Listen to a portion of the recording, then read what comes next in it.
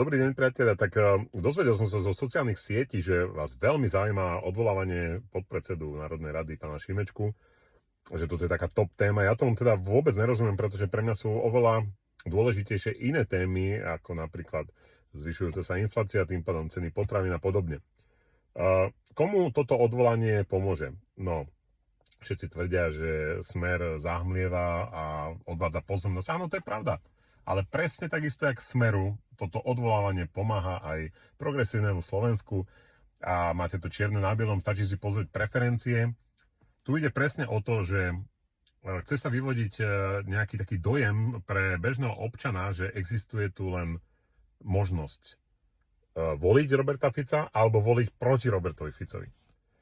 Pritom sú to obidva subjekty ľavicové.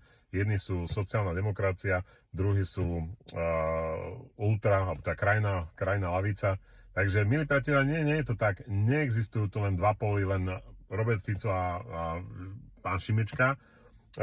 Existujú tu aj iné politické subjekty, iné možnosti a netreba sa nechať takýmto spôsobom oklamať zase.